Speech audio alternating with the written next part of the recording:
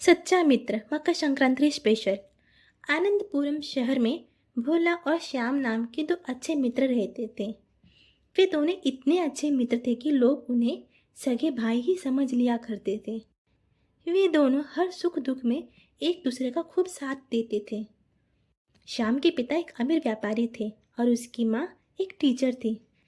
वही भोला के पिता नहीं थे और वह अपनी माँ के साथ रहता था। जब भोला 12 साल का था तब उसके पिता की बीमारी के कारण मृत्यु हो गई थी। भोला के पिता की मृत्यु के बाद उस घर की जिम्मेदारी भोला और उसके माँ के कंधों पर आ गई। उसके घर की हालत बहुत खराब थी, इसलिए उसकी माँ घर घर जाके काम किया करती और जैसे तैसे काम कर कर घर खर्च चलाती और उसका और भोला का पेट भरती। भोला पढ़ने में बहुत तेज था। उसकी गणित बहुत अच्छी थी, इसलिए उसने बहुत छोटी उम्र से ही उसके आसपास के छोटे बच्चों को ट्यूशन देना चालू कर दिया। इस तरह वह अपना जेब खर्च भी निकाल लेता और अपनी माँ की मदद भी करता था। भोला और श्याम एक ही क्लास में पढ़ते थे। वे दोनों 10वीं क्लास में थे। कुछ दिनों के बाद उन दोनों की बोर्ड की परीक्षा होने वाली थी, पर दिवाली के 2 महीने के बाद से ही भोला स्कूल पढ़ने नहीं आ रहा था। शाम की जब कभी भोला से बात होती तो वह कल आऊँगा, परसों से आऊँगा ऐसा कहता और बात टाल देता, पर स्कूल नहीं जाता। Shyam inter school game competition की तैयारी में व्यस्त था, जिस कारण वह भोला से इन दिनों नहीं मिल पाया। एक दिन श्याम अपने काम से बाजार आया तो उसने भोला को एक ढाबे पर काम करते देख लिया। दरअसल भोला ट्यूशन पढ़ाने के साथ साथ पिछले कुछ दिनों से ढाबे पर भी काम कर रहा था, क्योंकि उसके पास फीस भरने के लिए पैसे नहीं थे। इसलिए उसे स्कूल आने से मना कर दिया गया और कहा गया कि उसे पूरी फीस भरने पर ही एग्ज़ाम में बैठने दिया जाएगा। इसलिए उसे फीस के पैसे इकट्ठा करने के लिए काम करना पड़ रहा था। उसकी माँ ने कुछ पैसे इकट्ठा की थी, पर वह कम पड़ रहे थे, जिस कारण उसे ज़्यादा काम करना पड़ रहा था। जब शाम को यह बात पता चली तो वह भोला से बहुत नाराज हुआ और उसे ये सारी बातें छुपाने के लिए खूब डांटा और साथ साथ उसकी परेशानियों को जानकर वह बहुत दुखी भी हुआ।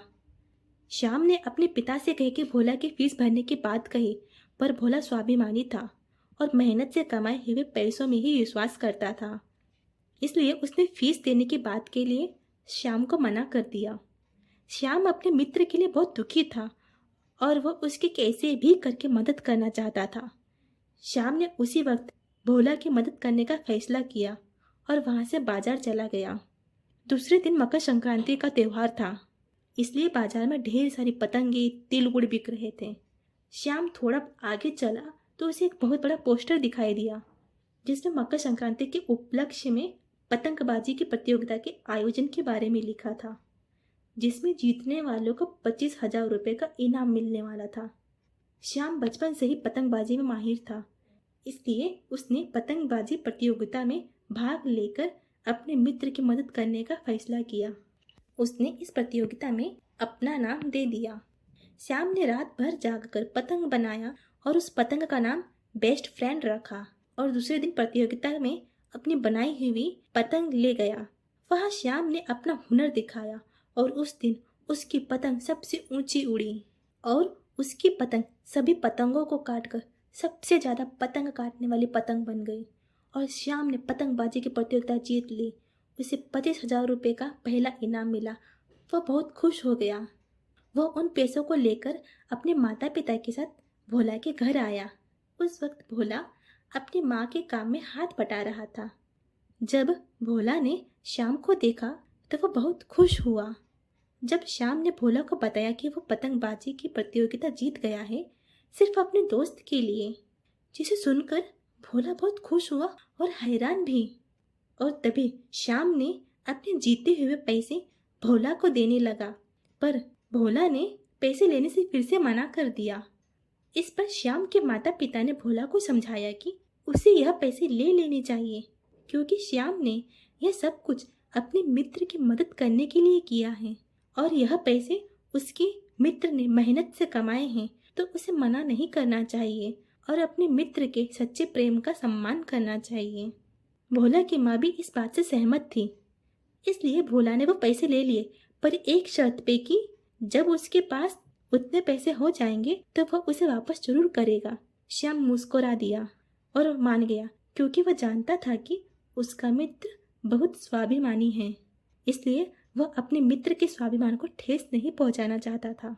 अंत में श्याम के पिता कहते हैं, बेटा भोला, तुम मेरे बेटे श्याम जैसे हो, इसलिए अब से जब तक तुम बड़े नहीं हो जाते और काबिल होकर अपने पैरों पे खड़े नहीं हो जाते, तब तक मैं तुम्हारे पढ़ाई लिखाई का पूरा खर्चा उठाऊंगा और अब से तुम्हें कहीं भी काम करने की जरूरत नहीं है। भोला यह सुनकर बोला, पर आप मेरी शर्त जानते ही हो, जो मैंने अभी श्याम से कही है। अगर आपका मंजूर है तब मैं तैयार हूँ। इतना बोलकर भोला हंसने लगा और श्याम के पिता और बाकी सब भी हंसने लगे। उसके बाद सभी लोगों ने मिलकर तिलगुड़ खाया और मकर संक्रांति का त्योहार मनाया। सीख, सच्चा मित्र वही है जो दुख के समय अपने मित्र के दुख को अपना दुख समझकर उसके कंधे से कंधा मिलाकर उसका साथ दे।